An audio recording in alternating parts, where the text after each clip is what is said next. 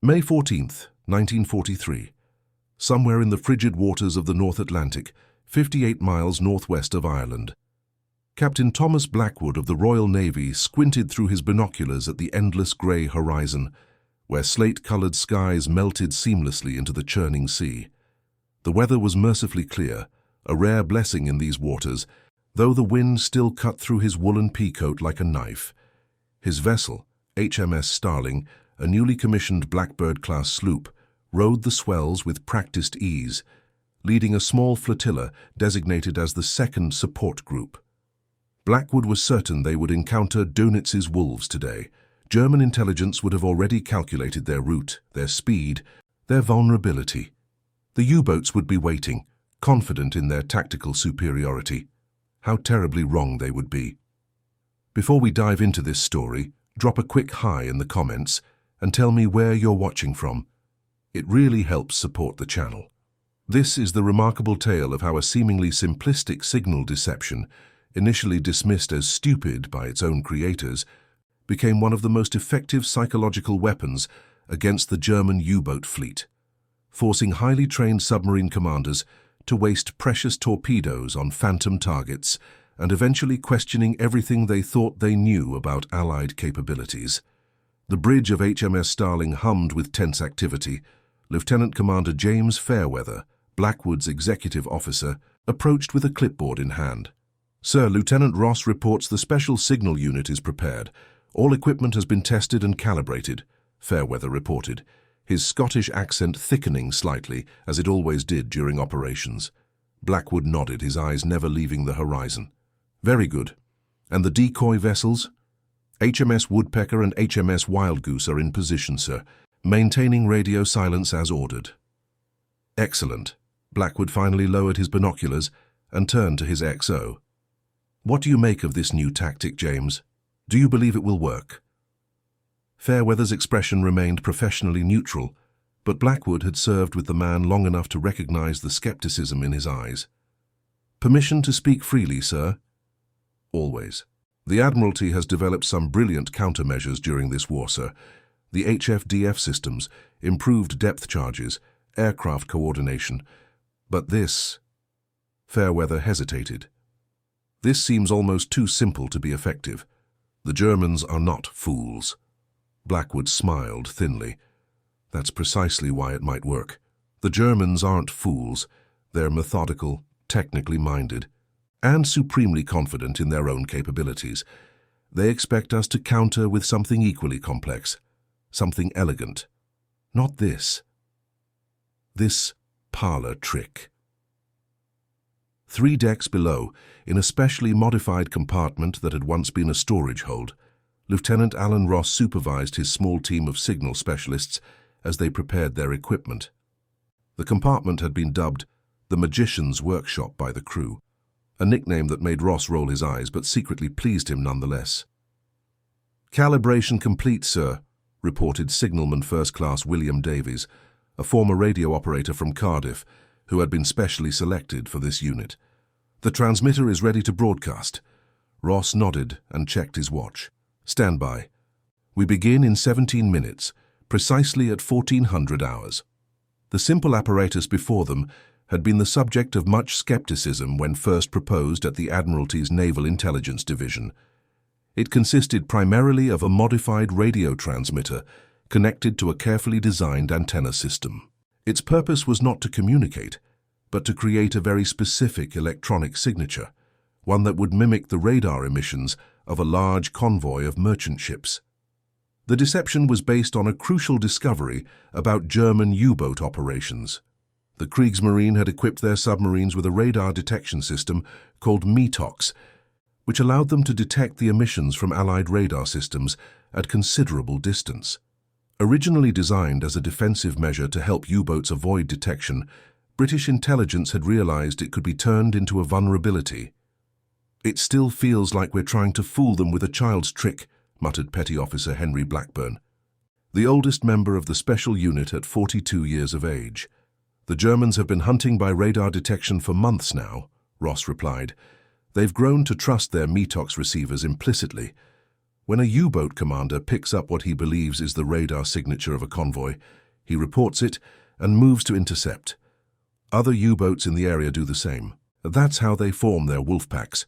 And we're going to give them exactly what they're listening for, Davies finished with a grin. Except there won't be any ships there. In the waters nearby, something stirred beneath the surface. The German submarine U-756, under the command of Kapitän-Leutnant Heinrich Weber, patrolled at periscope depth. Weber was 29 years old, a veteran submarine commander, with 7 successful patrols and 21 merchant vessels, sunk to his credit. He was considered one of the rising stars of the U-boat service, known for his aggressive tactics and uncanny ability to find Allied convoys. In the control room of the U-boat, Oberleutnant zur See Kurt Müller, the vessel's executive officer, monitored the METOX receiver. The device had been instrumental in their success, allowing them to detect Allied radar emissions while remaining safely submerged. The British ASV Mark II radar, used by both ships and aircraft, operated at a wavelength that the METOX could detect from up to 60 miles away. "Herr Callot," Müller called out, using the abbreviated form of Weber's rank, "the METOX is picking up radar emissions, bearing 035. Weber moved quickly to the operator's position. "Strength? Increasing steadily, Herr Callot, consistent with multiple radar sources. I believe it's a convoy." Weber's eyes gleamed.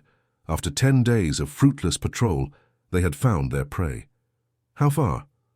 "Based on signal strength, approximately 45 kilometers. Weber nodded and made a rapid series of calculations in his head. "Plot an intercept course, signal to Group Donner that we have made contact with a probable convoy. Include position and heading." "Jawohl, Herr Callot." The message was quickly encoded and transmitted via the submarine's radio. Within the hour, 5 other U-boats in the area had acknowledged the signal and were converging on the reported position. What Weber didn't realize was that his METOX receiver was picking up the carefully crafted signals being broadcast by HMS Starling's special equipment. There was no convoy at the reported position, only empty ocean. Back aboard the Starling, Captain Blackwood received the news he had been waiting for. "Signal intercept confirms U-boat transmission, sir," reported Lieutenant Ross, who had come to the bridge personally. "They've taken the bait and are reporting a convoy sighting at the exact coordinates we planned." Blackwood permitted himself a small smile. "Excellent. And our listening stations have picked up responses?" "Yes, sir. At least 5 additional U-boats have acknowledged and are moving to intercept the Phantom convoy." "Very good. Now we wait. Keep broadcasting the signal as planned. Gradually increase strength to simulate the convoy coming closer." The deception operation had been codenamed Operation Moonshine by Admiral Sir Max Horton, commander of Western Approaches Command. Its conception had come from the fertile mind of Lieutenant Commander Patrick Bailey, an electronics specialist who had been studying the German METOX system for months. Bailey had reasoned that if the Germans trusted their METOX receivers to find convoys by detecting radar emissions, then the British could exploit this by broadcasting fake radar signals. The U-boats would follow these ghost emissions, wasting fuel and exposing themselves to attack, while the real convoys passed safely through unguarded waters. The plan had been met with considerable skepticism when first proposed. "This is too stupid to work," one senior officer had famously remarked during the initial briefing. "The Germans will see through it immediately." But Admiral Horton, desperate for any advantage against the U-boats that were decimating Atlantic shipping, had authorized a trial operation. Aboard U-756, Kapitän-Leutnant Weber was growing increasingly frustrated. For 6 hours, they had been pursuing what their METOX indicated was a large convoy. Yet despite closing to what should have been visual range, they had spotted nothing. No ships, no wakes, nothing but empty ocean. Could the convoy have changed course? Weber asked his executive officer. Müller shook his head. "The radar signals remain strong, Herr Callot. According to the METOX, we should be within 5 kilometers of the lead vessels." Weber frowned. This made no sense. The METOX had never failed them before. "Surface the boat," he ordered. "I want a full horizon scan." "Surface the boat in daylight, Herr Callot?" Müller questioned, clearly concerned. "The risk of aircraft—" "I am aware of the risk, Oberleutnant," Weber cut him off. But something is wrong, and I need to understand what. We will surface long enough for a quick visual confirmation, then dive again. The U-boat surfaced into the fading light of early evening. Weber immediately climbed to the bridge and scanned the horizon with his binoculars. Nothing. Not a single smokestack or mast broke the endless grey line where sea met sky. Impossible, he muttered. The Metox operator was reporting multiple strong radar signals coming from directly ahead, yet Weber could see with his own eyes that there was nothing there. After 2 tense minutes on the surface, Weber ordered the submarine to dive again. Once they were safely at periscope depth, he called a conference with his senior officers. Either the Metox is malfunctioning or, he hesitated, the alternative seeming far-fetched, or the British have found a way to trick it. His officers exchanged glances. The Metox had been their most reliable tool for avoiding detection and finding targets. The possibility that it could be deceived was deeply unsettling. We will maintain course for 1 more hour, Weber decided. If we still detect signals but see no convoy, we will assume deception and break off. An hour later, with the mystery unresolved, Weber reluctantly sent a message to the other U-boats in Group Donner. Suspected convoy detection false. Possible new British deception measure. Exercise extreme caution with Metox readings. But by then, the other submarines had already expended precious fuel converging on the Phantom target. 2 of them, believing they had detected the convoy independently, had even fired torpedoes at radar ghosts, wasting irreplaceable weapons on empty ocean. Aboard HMS Starling, the mood was one of cautious triumph, as reports filtered in from naval intelligence about the confused German transmissions. "They're arguing among themselves about what's happening," Lieutenant Ross reported with undisguised glee. 2 boats have fired torpedoes at nothing. One commander insists there must be a convoy using some new type of optical camouflage. Captain Blackwood nodded, allowing himself a brief chuckle. Optical camouflage, that would be quite the trick. His expression sobered. "What about our hunting group? Any contact?" HMS Woodpecker reports sonar contact with a U-boat at grid reference Baker 7. They're moving to attack.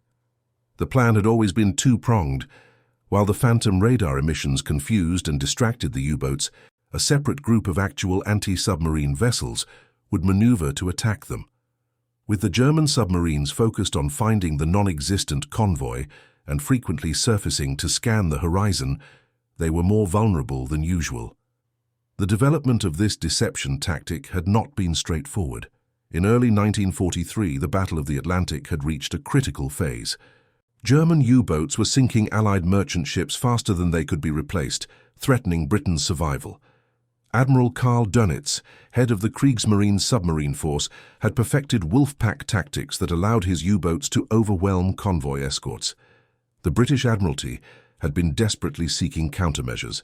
New technologies like improved radar, sonar, and the high-frequency direction finding system, known as HFDF or HuffDuff, had helped. But the U-boats remained devastatingly effective.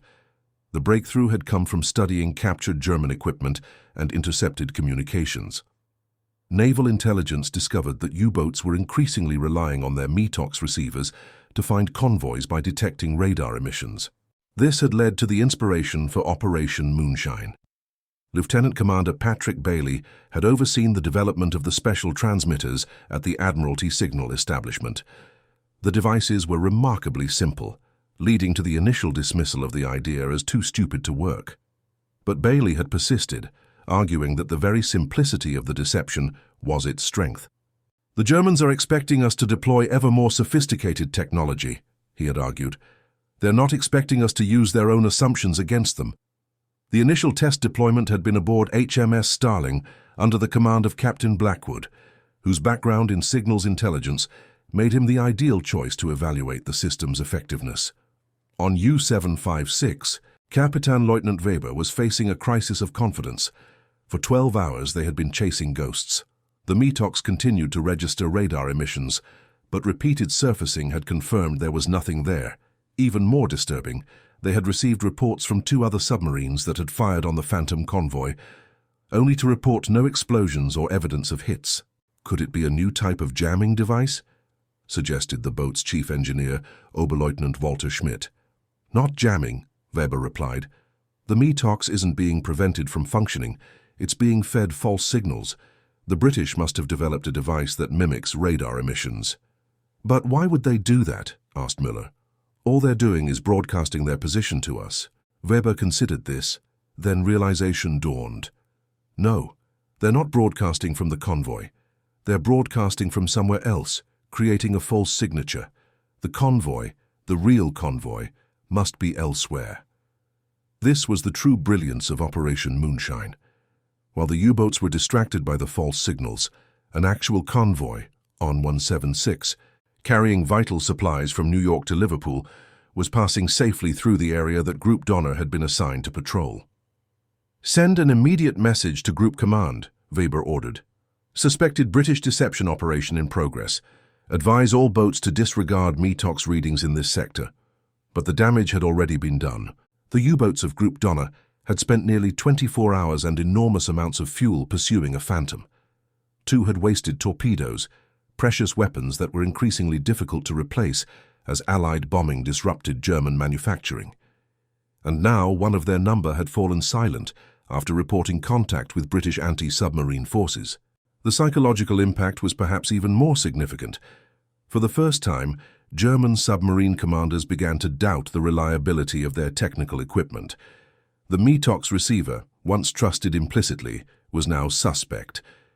Every radar contact would now require visual confirmation, forcing the U-boats to surface more frequently and increasing their vulnerability to aircraft and surface vessels. Over the following weeks, Operation Moonshine was expanded.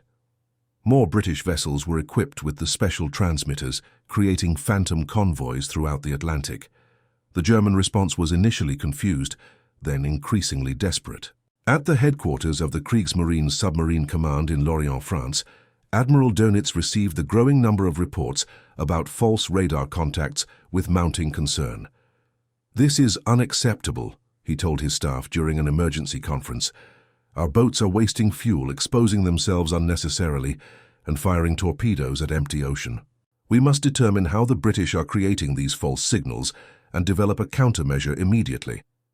But developing a countermeasure proved difficult. The METOX system was designed to detect radar emissions, and it was performing that function correctly. The problem was that the British were now generating fake emissions that were indistinguishable from the real thing. The German response was to modify their tactics.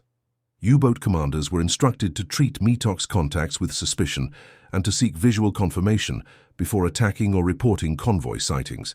This solved the immediate problem of wasted torpedoes but created a new vulnerability.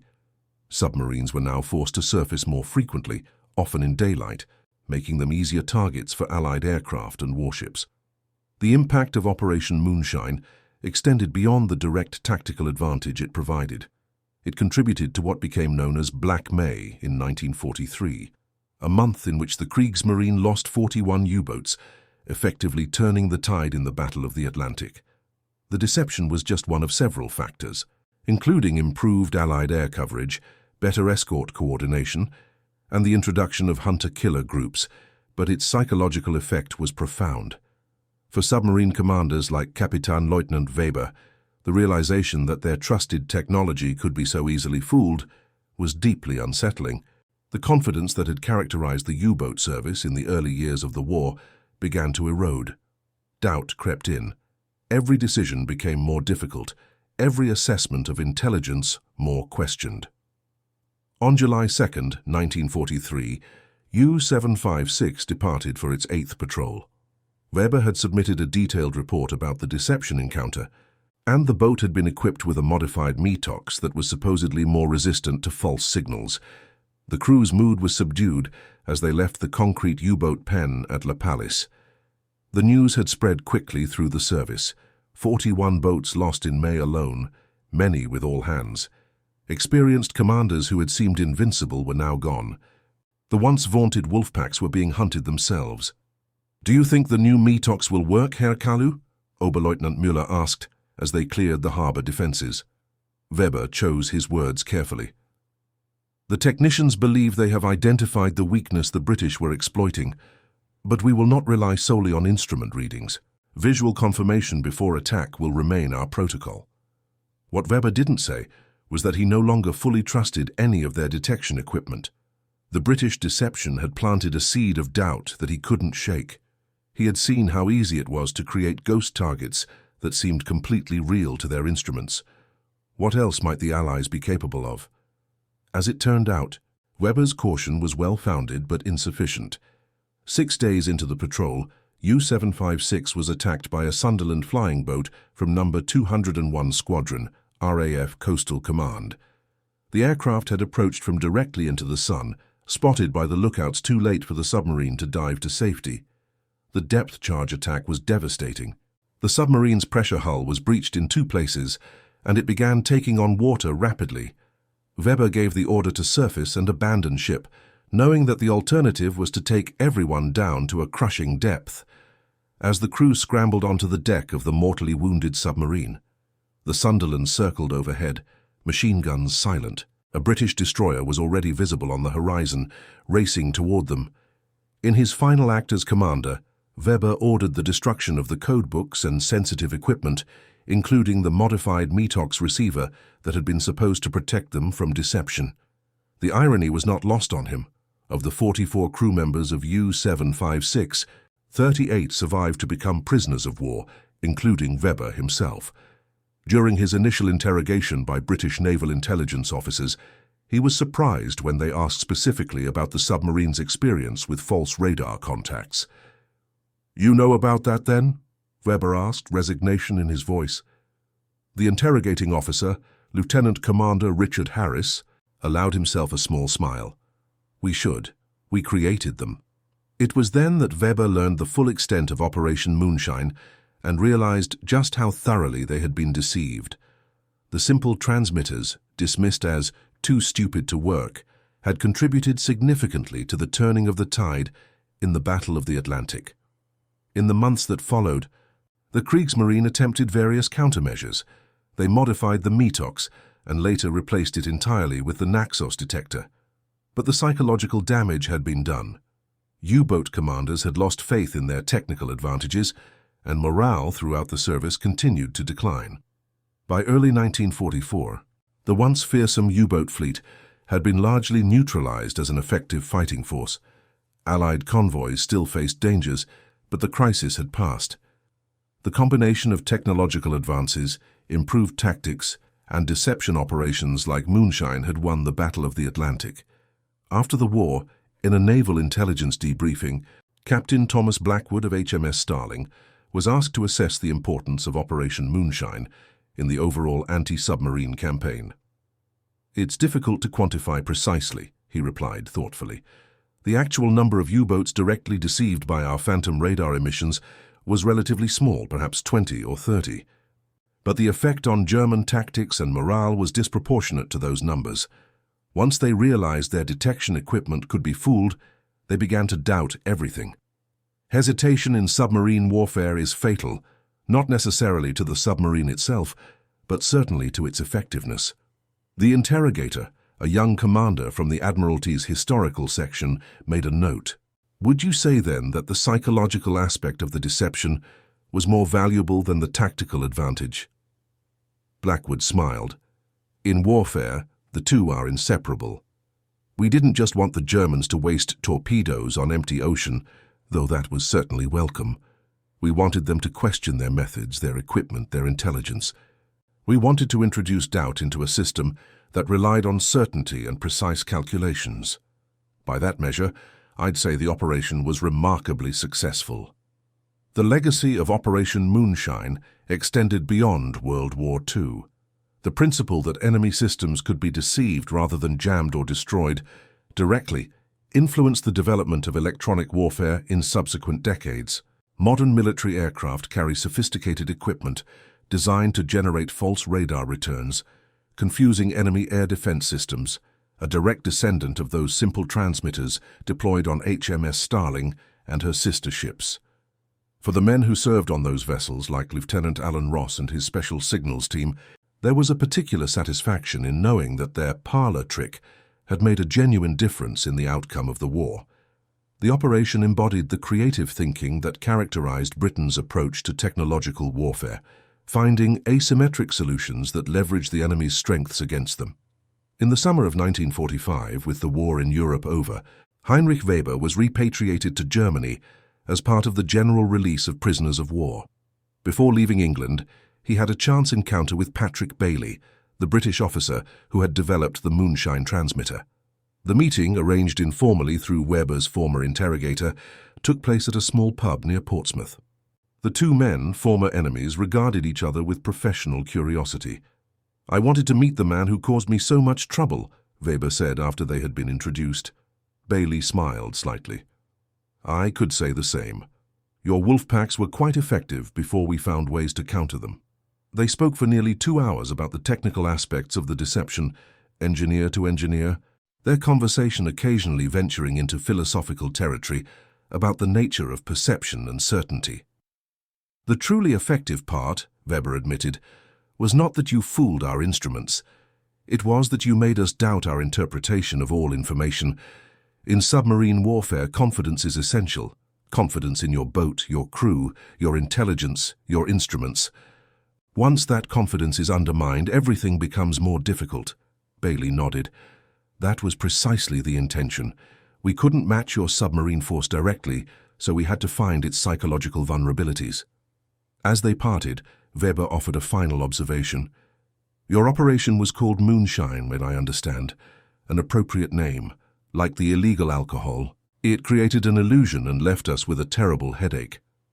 The story of Operation Moonshine remains one of the lesser-known aspects of the Battle of the Atlantic, overshadowed by dramatic convoy battles and the development of technologies like sonar and aircraft-mounted radar. But for naval historians and electronic warfare specialists, it represents an important milestone in the evolution of deception tactics. The success of the operation stemmed from its fundamental insight into human psychology. Technical systems, no matter how sophisticated, are ultimately operated by people. By targeting not just the German equipment, but the trust placed in that equipment, the British found a vulnerability that technical countermeasures alone could not have exploited. For Captain Thomas Blackwood and the crew of HMS Starling, the deployment of Moonshine transmitters was just one aspect of their contribution to the anti-submarine campaign. The vessel would go on to participate in the destruction of 6 U-boats through direct action. But Blackwood would later write in his memoirs that he took particular pride in those early Moonshine operations. "There is something deeply satisfying," he wrote, "in defeating an enemy not through superior firepower, but through superior understanding of their thinking. Our little electronic ghost ships drew the wolf packs away from real convoys, saving countless lives and valuable cargo, all with equipment that could fit in a small storage room. It was warfare at its most elegant, maximum effect from minimum resources." The humble transmitters of Operation Moonshine, initially dismissed as too stupid to work, had proven that in warfare, sometimes the simplest deceptions are the most effective. By exploiting the Germans' faith in their technical superiority, the British had turned that very faith into a weakness. It was a lesson that would be remembered and applied repeatedly in the electronic battlefields of the future. And that concludes our story. If you made it this far, please share your thoughts in the comments. What part of this historical account surprised you most? Don't forget to subscribe for more untold stories from World War II, and check out the video on screen for another incredible tale from history. Until next time.